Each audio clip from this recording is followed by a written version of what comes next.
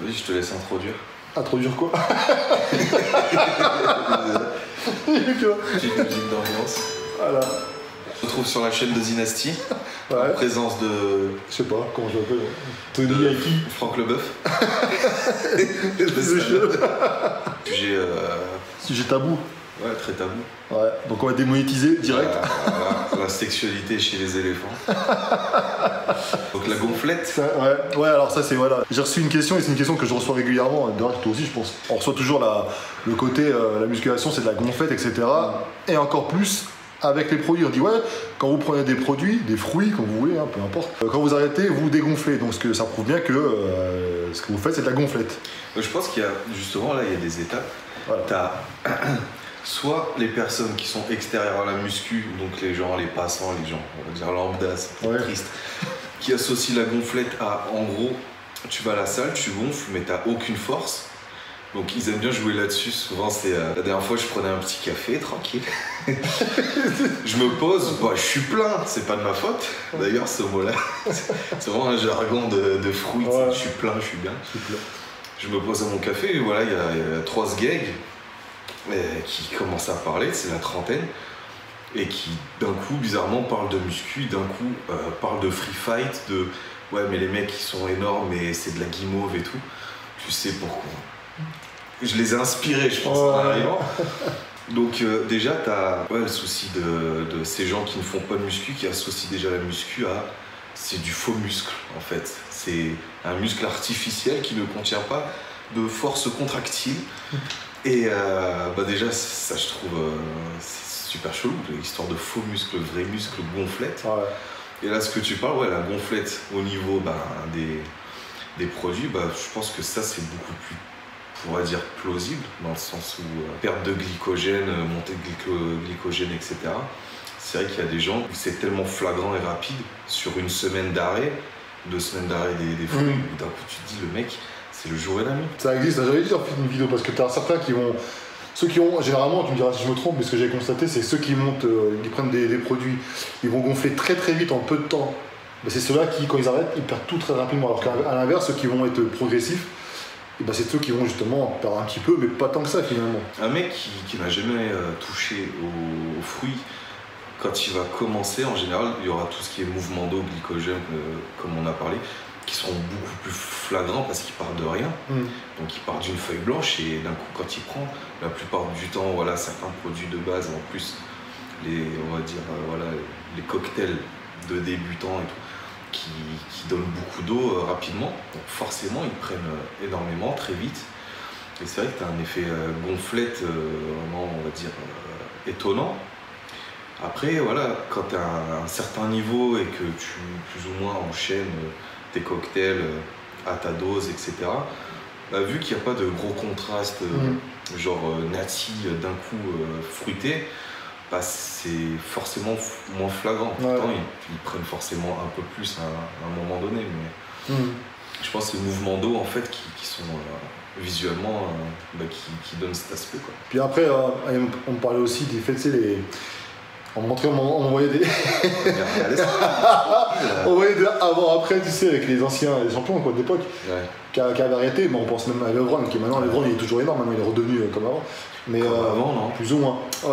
En gros, il est gros quoi. Du haut, mais pas le bas. Du bas, il est resté dans des barricades. Ah mais tu vois, mais faut pas confondre ceux qui sont obligés d'arrêter parce que c'est des raisons de santé, ils ont des gros soucis, donc ils ont tout arrêté, entraînement, diète, tout, parce que voilà. Donc on en connaît nous aussi, des gens comme ça. Et des gens qui eux continuent de s'entraîner et qui arrêtent les fruits. Donc forcément là, ça sera moins flagrant puisqu'ils continuent à s'entraîner. Donc c'est vrai que tu stockes en glycogène, il n'y a pas de souci, un peu plus, machin et tout, et tu peut-être même parfois un peu de faute, ça dépend ce que tu prends, ça dépend aussi ce que tu es, ton physique, etc. Mais tu as aussi ce qui est accentué par rapport à ça, c'est le fait que tu t'entraînes avec des charges des fois légères. Tu vois, on me disait que, tu vois, ça prouve bien ce que je dis, c'est la gonflette parce que je vois les vidéos des mecs là, qui sont gros, etc. Ils s'entraînent tous avec des petites charges. Oui, bah, justement, en ce moment, voilà, je me suis blessé en plus. Voilà. Qu'est-ce que je fais à la salle? Je prends du léger, je veux pas me casser un truc, et en plus je me sens fatigué, les articulations parce que je dors pas trop, etc. Et c'est vrai. Tu veux te confier ou hein? Tu veux te confier? Confessions intimes. je le vis très mal. Je pleure tous les jours. Il te manque Antonio. Ah, il est sur son bateau en quête de son destin. Je m'entraîne avec des charges légères et je sais très bien que voilà, les petits nouveaux, les personnes se disent « Ah bah ouais, ça confirme ce que je dis, il a pas de force le mec ». Sachant que j'étais sous mes barres de 150 au coucher, sous mes barres de 200 au squat, il n'y a pas si longtemps. Le fait est que, voilà, je sais pas si on parle de ça par rapport au fruit, forcément, mais tu peux, comment dire, t'entraîner plus, mais si voilà, tes tendons et tout ne récupèrent pas aussi vite. Donc ta manière de travailler sera plus intelligente si tu travailles en stress métabolique, donc c'est-à-dire la congestion, le temps sous tension, la brûlure, etc. C'est, comment dire, beaucoup plus intelligent, tu peux t'entraîner beaucoup plus souvent, tu récupères mieux que s'entraîner voilà, super lourd. Est-ce que toi, t'en connais pas mal des mecs, des bodies, on a vu, t'as vu des mecs aussi qui ont explosé dans les scènes internationales. Et l'entraînement, c'est du lourd ou c'est du charge semi-lourde? La plupart, de toute façon, ça a toujours été plus ou moins léger. T'as que Ronnie Coleman qui a été connu pour ça. Ouais. Je pense pas qu'il y ait une logique de dire, vu que lui s'entraînait vraiment lourd, ça a été le meilleur, le plus gros. Il n'y a aucune logique. Génétiquement, de toute façon, il était fait pour, j'imagine, gagner. Il n'y a qu'à regarder Kai Green qui travaille méthodiquement, pas forcément lourd. Je veux dire, au squat, pour sa taille, son poids, voilà, des fois je le vois galérer à 200 au squat. Le poids, à un moment, il compte toujours, il est en fonction de ton niveau, mais ça passe plus les 2 fois ton poids de corps, il faut absolument... Parce qu'à un moment, tu n'y arrives plus. Les mecs, ça voudrait dire quoi? Ils deviennent powerlifters au final. C'est ça, alors que nous on fait du body. Et puis il faut pas oublier qu'avant de travailler comme ça des charges, tu sais, tout ce qui est temps sous tension, etc., des mecs comme toi, comme d'autres, t'as travaillé des mouvements de base, donc t'as travaillé lourd au début, après t'as acquis une certaine masse musculaire et maintenant tu peux te permettre de travailler, voilà, de solliciter vraiment... C'est ça, on voit toujours l'image du mec qui fait une sculpture, au début t'as un bloc, t'envoies des coups, tu vois, tu coupes, tu sais que c'est qu'à la fin que tu vas pouvoir détailler. Ça veut pas dire que après 6 ans, 7 ans de muscu, tu dois juste t'intéresser à la contraction, comment dire, ciblée, volontaire et tout. C'est juste que tu vas t'intéresser plus à tes points faibles parce que c'est dans la logique des choses, si tu veux être harmonieux, tu vas t'intéresser aux petits détails et tout. Parce que voilà, le complet, tu l'auras plus ou moins eu avec le lourd, les exos polyarticulaires, parce que pour moi, c'est la logique des choses en fait. Ouais, c'est ça. Donc, moralité, alors la musculation, sport, donc c'est quoi, sport de gonflette ou... Ouais. Tu valides? Non, mais plus ou moins, on va pas exagérer les choses, quoi. En tout cas, tu penses du muscle, je veux dire, c'est pas... Le muscle, il est là. Voilà. Après, qu'il soit plus ou moins rempli d'eau, c'est le corps, de toute façon, le corps humain. C'est le corps, mais il n'y a aucune... voilà. Et puis ça, c'est pas valable que pour ceux qui prennent des fruits. Hein. Tu prends des mecs naturels qui font des compètes et qui font des sèches, c'est la même chose. Hein. Ils vident leur stock de glucogène, ils vident la flotte, et puis finalement, ils se dégonflent. Voilà, donc est-ce qu'ils faisaient un sport de gonflette avant aussi, tu vois? Et puis c'est con, parce que justement, quand t'es gonflé, donc t'es plein d'eau, t'es plus fort. Donc ça n'a aucune corrélation de dire gonflette, t'as pas de force. On fait vraiment une discipline de matin. Hein. Parce qu'en fait, t'as vu, on gonfle, on est content pendant 2 mois, après, il n'y a plus rien. Ouais, même d'un jour à l'autre. Hein. Ouais. Moi, je veux dire, j'ai pris, comme je t'ai dit, un complément alimentaire qui m'a drainé, là, niveau flotte. J'ai perdu 3 kilos en 3 jours. Visuellement, je me dis, mais j'existe plus. Alors que je confirme, il existe. Regardez, il n'y a plus rien. Tu vois, je dis toujours ça, c'est comme les... À chaque fois, j'ai toujours la même phrase, mais c'est exactement ça. Il fait penser au mec, ouais, j'ai pas révisé à l'école, j'ai pas révisé. Ouais, le mec, il se retourne, ouais. Je sais pas comment. C'est ça, en fait. Voilà, donc ça répond aux questions par rapport à ça, quoi. Donc en tout cas, voilà, si des gens dans la rue vous dites tu fais de la gonflette, tournez ça à l'autodérision, dites-lui oui, c'est vrai. J'ai pas de force, quand je vais faire mes courses, je tombe. Ah ouais. Avec mes sacs de courses. J'ai une anecdote moi par rapport à ça aussi. Quand ma femme ou d'autres, ma femme me dit ouais tiens porte les courses. Mais je sais pas si t'as fait toi, mais avant je pouvais les porter, voilà.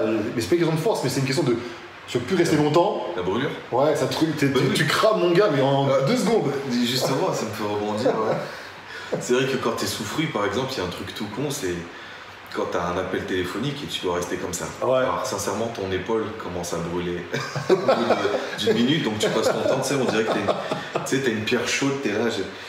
Ça, c'est un truc chiant. Et le truc de la gonflette aussi, que ce soit nati ou fruité, c'est quand tu as un travail où voilà, tu fais des fonctions, je sais pas, porter des courses ou quoi. Ouais. Tu as le balèze. T'as tellement souci de, comment dire, de ta récupération musculaire ou quoi, que t'as envie d'en faire le moins possible, donc t'as pas envie de forcer. Donc t'as un déménagement, bah tu vas faire les choses bien, tu vas dire ça c'est trop lourd, je sais que je peux m'arracher un tendon du biceps, des trucs. Tu connais toutes ces contraintes, et aux yeux des gens, t'es juste une chochotte, tu fais de la gonflette, parce que bah, toi tu fais gaffe, tu veux pas te niquer parce que tu connais les blessures et tout, mais pour les autres, tu vois, c'est le genre de personne à ne pas s'échauffer, tu vois, à ne pas s'échauffer et à tester, tu sais, genre une traction à une main, tu sais, pour faire le kéké. Toi, tu sais très bien que tu peux t'arracher la gueule. Lui, il a tellement pas conscience qu'il dit que voilà, tu fais de la gonflette, t'as pas de force. Enfin, bref. C'est ça, exactement. C'est la connerie des gens, de toute façon. Donc, en plus, moi, je dis toujours, hein, j'écoute pas, je fais ça pour moi. Tu vois, je me suis blessé le mollet. En parlant, là. Tu vois, il me porte la place. Après, il voit pas tes petites chansons de parce que franchement. Un jour une blessure. Si, regarde. Le padré du fit game. Ouais, le padré là. Ses petites pantoufles, quand je suis arrivé, il était avec son peignoir et sa petite pipe. Avec mon ukulélé. C'est clair. Non, enfin voilà, moi je pratique toi aussi, en fait, on fait ça pour nous, donc on s'en fout à la limite ce que peuvent dire penser les gens. Mais après, c'est vrai qu'il faut pas non plus qu'ils croient que parce que t'es balèze, t'es entre guillemets physiquement. S'ils comprennent pas en fait que tu puisses pas justement soulever des charges, comme je disais, des charges lourdes, bêtement, parce que voilà, tu veux pas te blesser, tu veux pas te niquer. C'est le même concept en fait quand t'es un sportif, on va toujours te faire chier comme si tu devais être à 100% tout le temps. C'est comme voilà, tu vas voir Usain Bolt, et je suis sûr qu'il y a des gens pour rien qui disent vas-y, fais un sprint à mort pour voir. Tu sais, les gens ont envie de te voir en action, sinon t'es pas un vrai athlète, sinon t'es une chochotte. Et malheureusement, c'est con. C'est comme les comiques là, tu sais, vas-y, fais-moi une blague. Oui, voilà. C'est pareil. T'as Gad Elmaleh, t'attends qu'il fasse une blague. S'il te parle normalement, tu te dis putain, mais c'est pas le même. C'est ça. Ah, t'as trop pris la grosse tête, toi. La grosse tête, tu fais plus de blague. Bon, la chanteuse, vas-y, chante une chanson. C'est sur commande, tu sais, t'appuies sur le bouton. Oui, voilà, mais c'est con, hein. Et non, bah non. Quand tu t'illustres dans quelque chose, bah, tu te dois de. Moi, j'ai plein d'anecdotes, hein. Quand j'étais au boulot, pour UPS, entreprise de merde. Ouais, putain. Moi aussi, on niquait mon colis. Donc je bossais avec eux, je sortais tout ce qui était de la remorque tous les matins de 6h à 10h du mat. Autant te dire que c'est fatigant, t'as des colis super lourds, des plus légers, enfin bref, tu dois faire gaffe des iPhones et tout, enfin bref. Et le fait que... Placement de produit. Voilà, placement de produit, iPhone. Payer chèque, PayPal, tout ça, on mettra tout ça dans le... Et donc... j'ai décidé d'arrêter de faire la partie du matin, tout ce qui était porté, pour faire la partie du soir où il fallait juste ranger 2-3 colis pour qu'ils repartent le lendemain.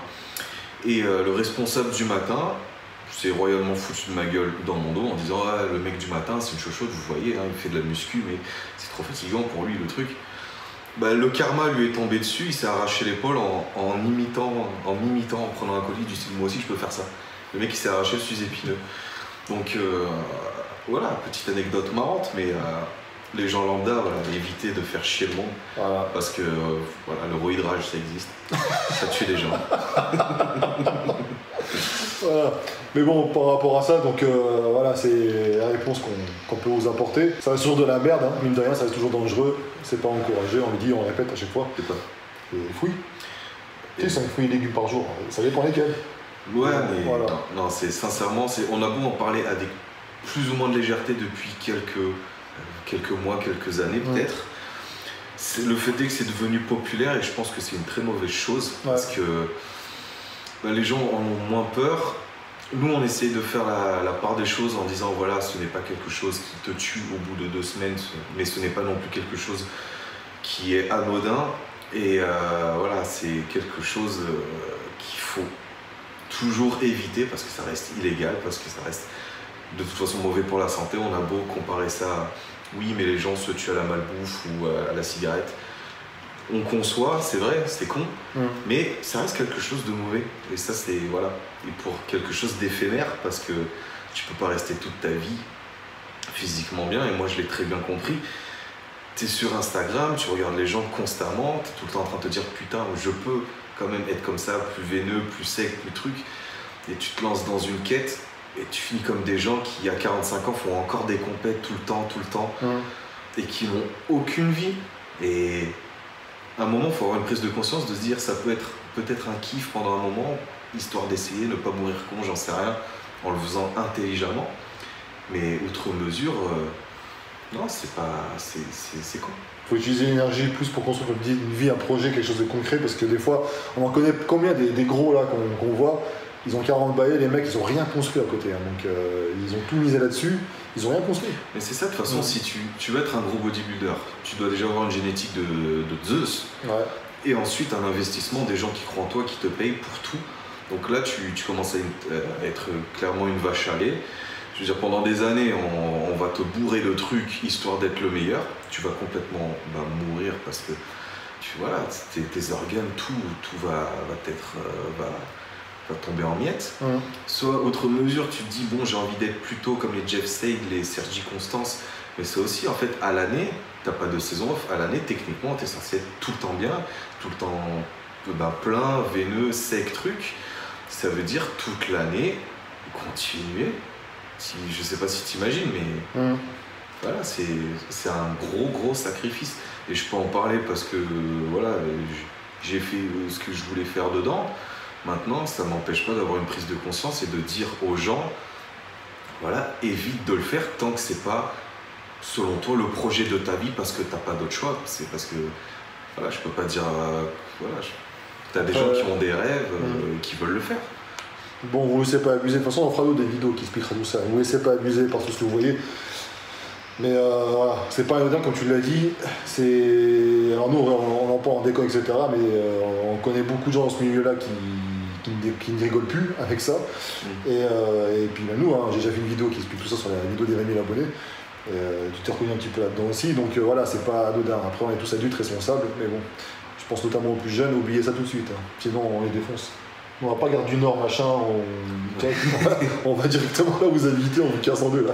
Non, après voilà, sincèrement, si vous êtes seul dans votre coin, vous avez, comment dire, pas d'attache, j'en sais rien, vous faites ce que vous voulez. Quand vous mettez des gens de votre entourage, peut-être un petit peu j'ai envie de dire dans la merde, je veux dire, combien de couples partent en couille à cause de ça, des violences, voilà, c'est pas anodin, hein, les effets psychologiques, il n'y a pas que la santé physique, il y a les effets psychologiques. Beaucoup d'ailleurs, je trouve. Ça part vraiment loin parce que tu fais pas gaffe. Donc, tu vois, sport de gonflette peut-être, mais à côté de ça, faut pas oublier. C'est énorme le sacrifice qui est fait, donc voilà.